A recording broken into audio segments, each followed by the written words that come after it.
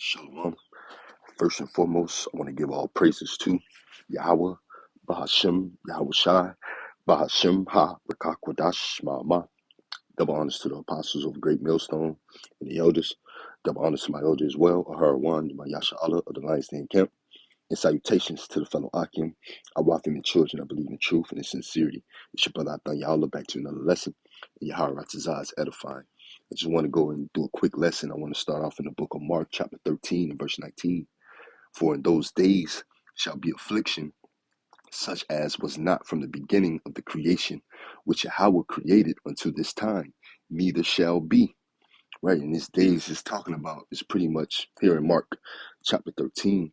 It's pretty much going into the days that we're approaching, the days that we're in.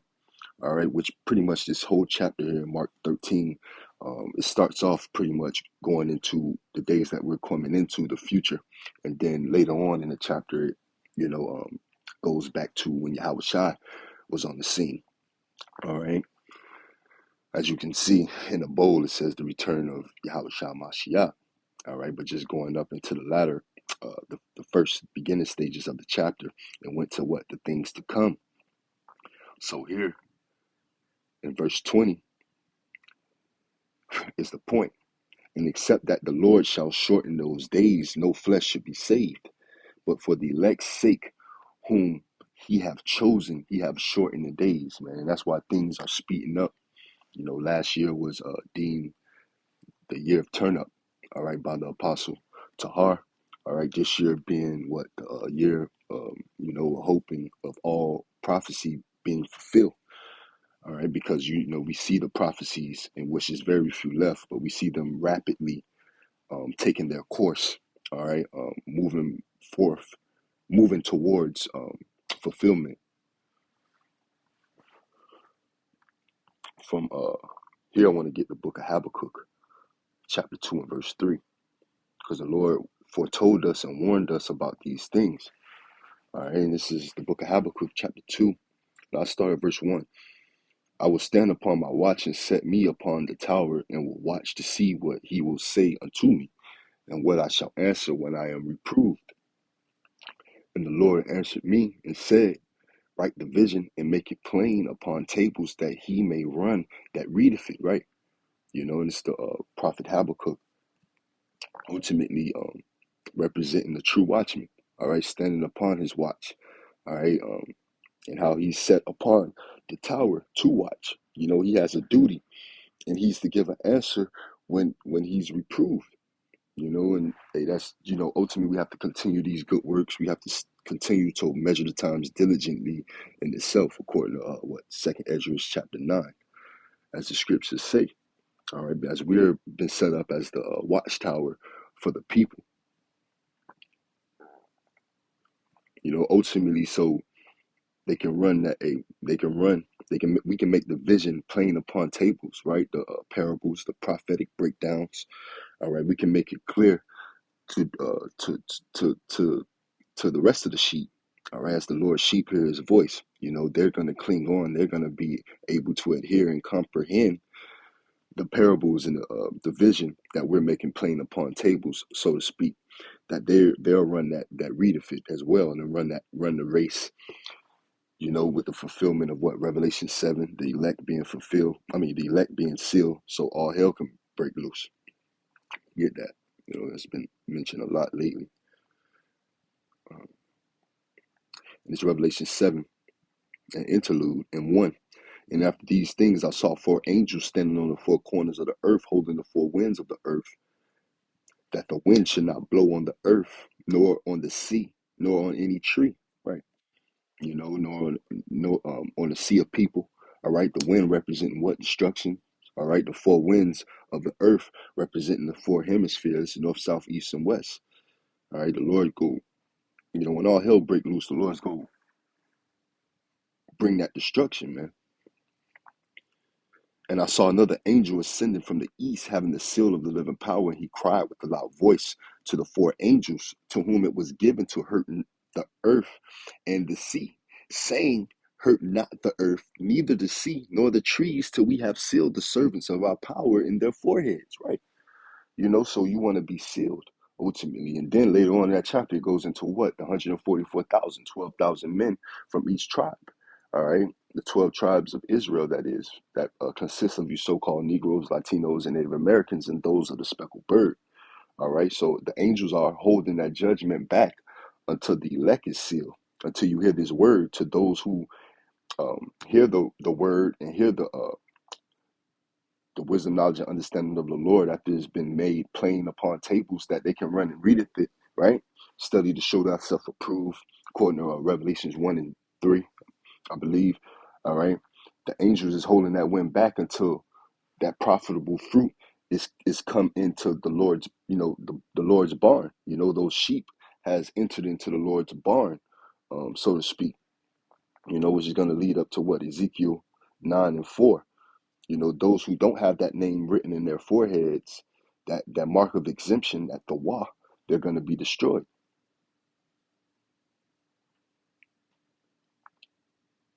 And this is the book of Ezekiel, chapter 9, verse 4, to get to the point. And the Lord said unto him, go through the midst of the city, through the midst of Jerusalem, and set a mark upon the foreheads of the men that sigh and that cry for all abominations that be done in the midst thereof, right? That's why it's imperative and important for us not to be weary and well doing, all right, to keep doing the work, man. The work of what? Husbandry, all right? Tilling the soil is already tilled. We just continuously planting seeds, dropping a little water as we go on seeds that's already been planted, so on and so forth. But hey, once that elect is sealed, the Lord is going to instruct the angels, all right, here in Ezekiel 9 and 4, to go through the midst of the city and wreak havoc, man. And this is Ezekiel 9 and 4. And the Lord said unto him, go through the midst of the city, through the midst of Jerusalem, and set a mark, right? That mark, the mark of what? Exemption, the Wah, upon the foreheads of the men that sigh and that cry for all the abominations that be done in the midst thereof. And we go into that term mark. That mark in Ezekiel goes into the Wah, all right? A different mark from what's in Revelation, all right? Mark, a sign of exemption from judgment.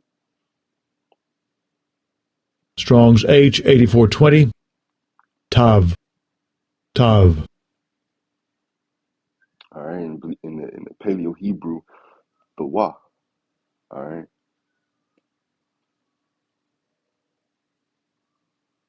But back into Habakkuk chapter 2 and verse 3, all right?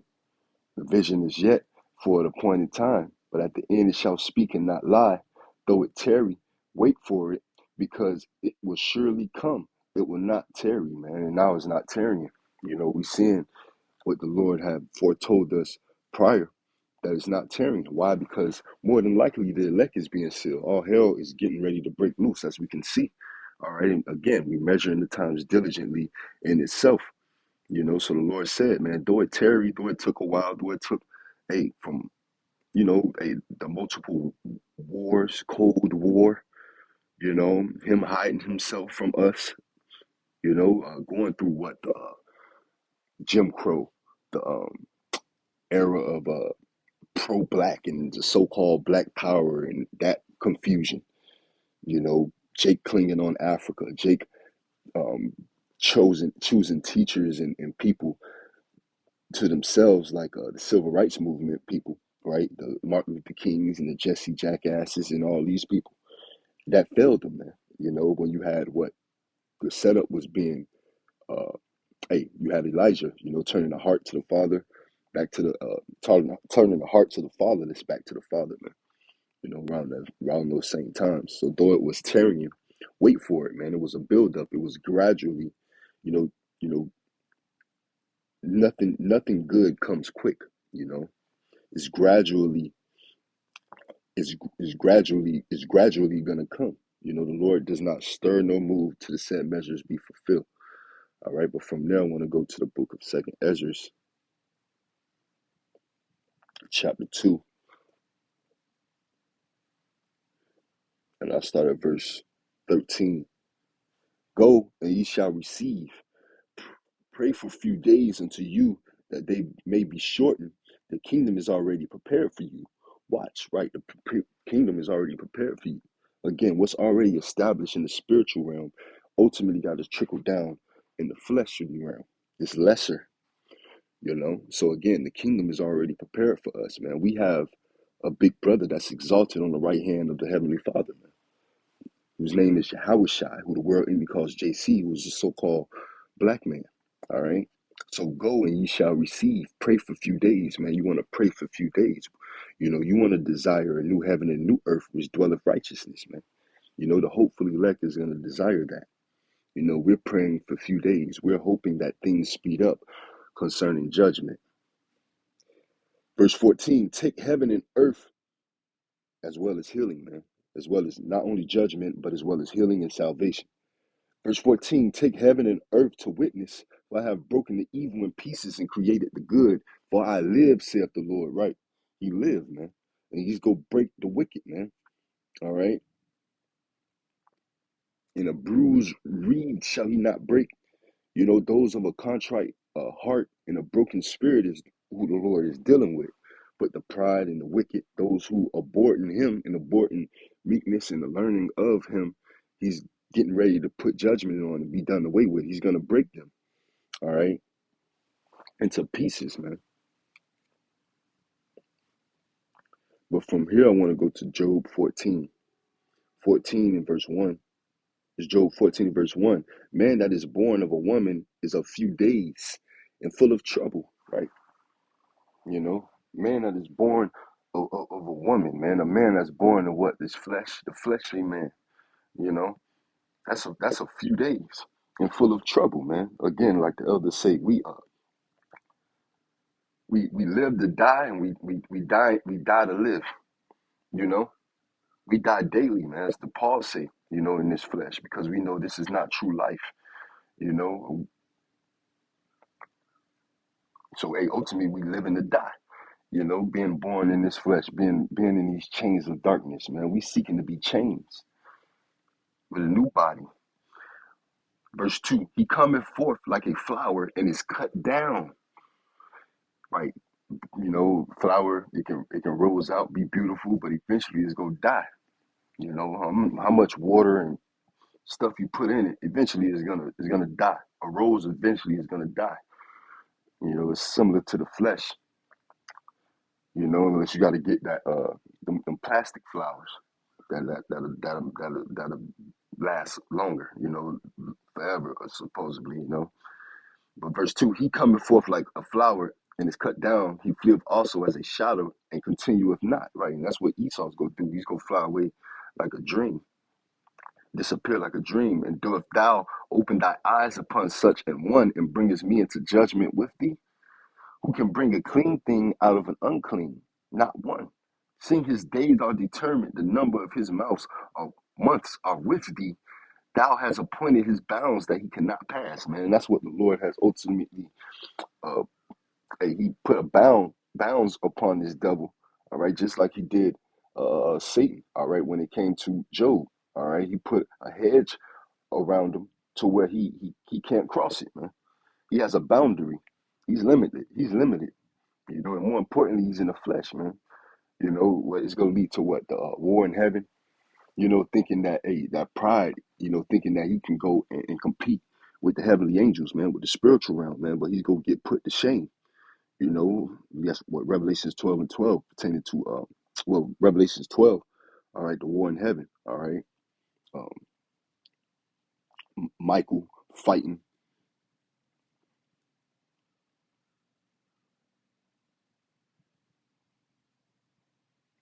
In verse 7 is Revelation 12 and 7, and there was war in heaven.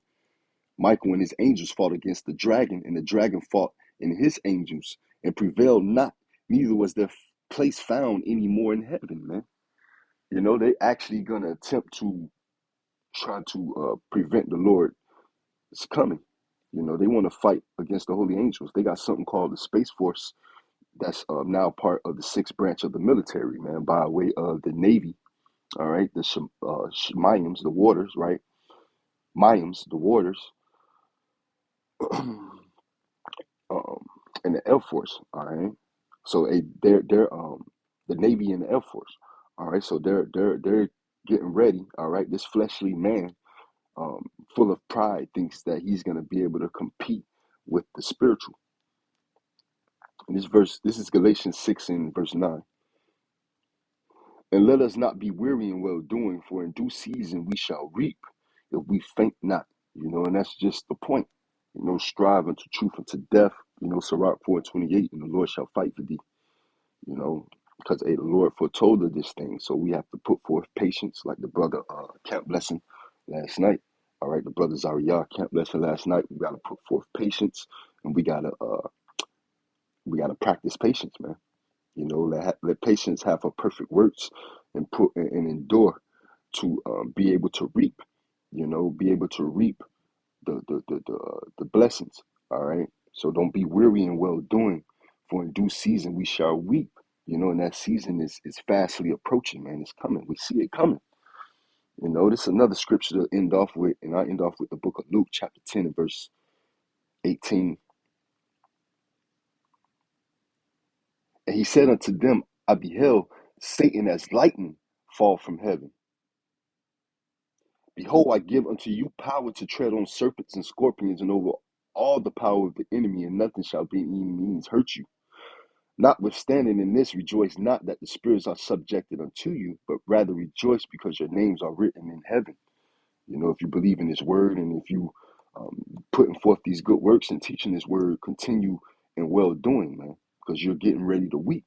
All right. It's a crown laid up for you. All right.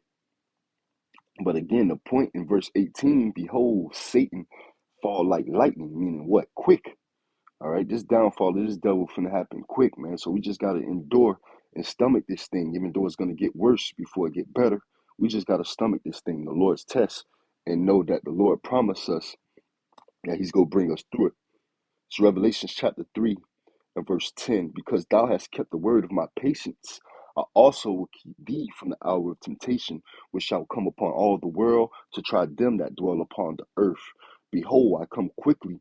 Hold that fast which thou hast, that no man take thy crown. Him that overcometh will I make a pillar in the temple of my power, and he shall go no more out. And I will write upon him the name of my power and the name of the city of my power, which is New Jerusalem, which cometh down out of heaven from my power, from Yahweh. And I will write upon him my new name. He that have an ear, let him hear what the Spirit saith unto the churches, man. So, Yahweh Tazah, this lesson was edifying. Satan falling like lightning, man. So we only have to endure, though it tarry, wait for it, man. And it's no longer tarrying, man. These things are coming to pass, all right? We just need to just watch it, man. Shalom Habatan, DTA.